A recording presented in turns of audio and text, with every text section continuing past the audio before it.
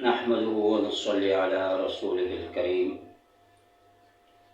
أما بعد فأعوذ بالله من الشيطان الرجيم بسم الله الرحمن الرحيم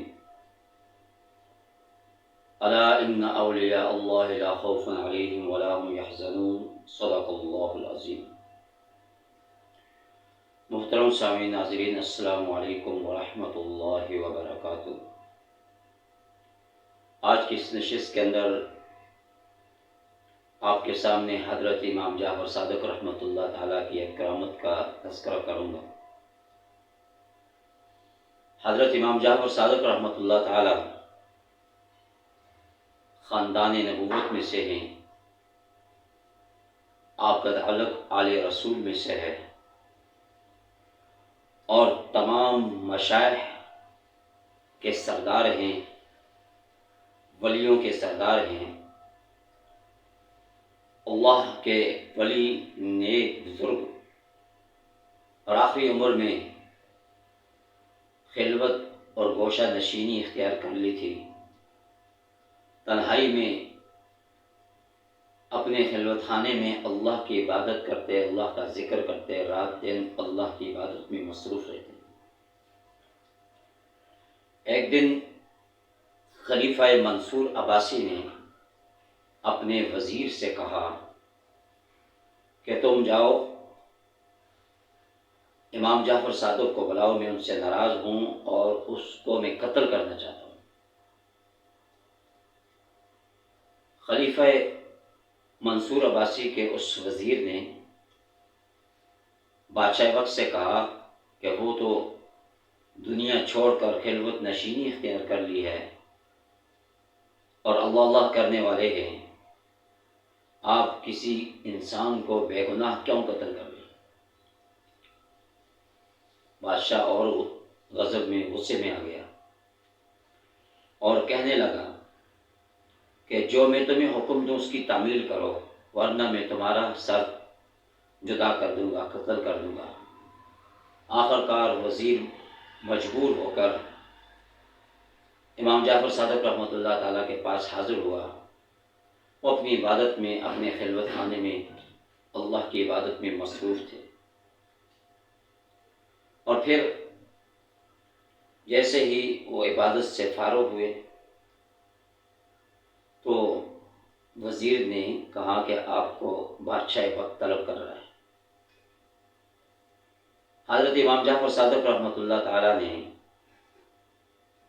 قرآن پاک کی یہ آیت تلاوت کرتے ہوئے قُلْ يَا عِبَادِيَ الَّذِينَ أَسْرَفُوا عَلَىٰ أَنفُسِهِمْ لَا تَقْنَطُوا مِن رَحْمَةِ اللَّهِ کہ گناہگار بندو، اللہ تعالیٰ کی رحمت سے مایوس نا امید نہ ہو، اور اس وزیر کے ساتھ چل پڑے۔ دربار کے خلیفہ منصور کے دربار میں پہنچے اور خلیفہ منصور نے جس آدمی کو آرڈر دیا تھا قتل کرنے کا، جیسے وہ داخل ہوں گے تو قتل کر دینا، کسی کا لحاظ نہ کرنا۔ عجیب واقعہ پیش آیا۔ جیسے دربار میں پہنچے، خلیفہ منصور اپنے تخت سے اٹھے، استقبال کیا، آگے بڑھ کر ان کو اپنے تخت پر بٹھایا، دربار پہ بٹھایا، اور خود مودباً ان کے سامنے کھڑے ہو گئے۔ باقی سارے درباری حیران تھے کہ خلیفہ کو کیا ہو گیا، اور خلیفہ منصور کہنے لگا کہ حضرت، آپ کو اگر کوئی حاجت ہو آپ ہمیں حکم دیں، ہم آپ کے حکم کی تعمیل کریں گے۔ تو حضرت امام جعفر صادق رحمۃ اللہ تعالیٰ فرمانے لگے کہ میں یہ چاہتا ہوں مجھے آئندہ اپنے دربار میں بلانے کی تکلیف نہ اٹھائیں، کہ مجھے خلوت نشینی میں اللہ اللہ کرنے دیں۔ اور خلیفہ منصور نے بڑی عزت اور اکرام کے ساتھ آپ کی اس درخواست کو منظور کرتے ہوئے آپ کو رخصت کیا، اور تھر تھر کانپنے لگا، حتیٰ کہ بے ہوشی طاری ہو گئی۔ 3 نمازوں تک خلیفہ منصور بے ہوش رہے۔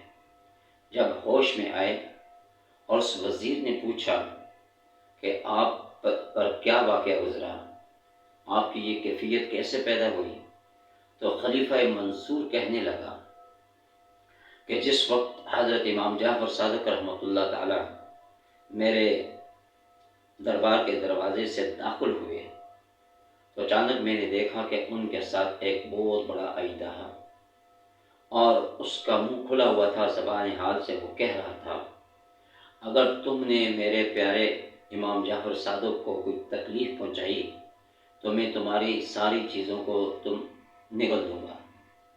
تو اس کے ڈر اور خوف سے میں کچھ نہیں کر سکا۔ تو یہ حضرت امام جعفر صادق رحمۃ اللہ تعالیٰ کی کرامت تھی۔ یہ کیوں؟ الا ان اولیاء اللہ، یہ اللہ والے ہوتے ہیں جن کا تعلق اللہ کے ساتھ ہوتا ہے اور جن کی نسبت اللہ کے ساتھ ہوتی ہے، تو پھر اللہ ان کا دوست بن جاتا ہے اور وہ اللہ کے دوست بن جاتے ہیں۔ پھر دنیا کی کوئی طاقت ان کو اذیت اور تکلیف نقصان نہیں پہنچا سکتی۔ کہ یہ ان کی کرامت ظاہر ہوئی اور خلیفہ منصور نے اپنی آنکھوں سے دیکھ لیا، اور پھر اپنے اس قتل کے ارادے کو ترک کر کے اور حضرت امام جعفر صادق رحمۃ اللہ تعالیٰ سے معذرت کر کے ان کو بڑے عزت اور اکرام کے ساتھ اپنے دربار سے رخصت کیا۔ دعا فرمائے کہ اللہ تعالیٰ ہم سب کو حضرت امام جعفر صادق رحمۃ اللہ تعالیٰ کے اقوال پر عمل کرنے کی توفیق عطا فرمائے۔ وآخر دعوانا الحمد للہ رب العالمین۔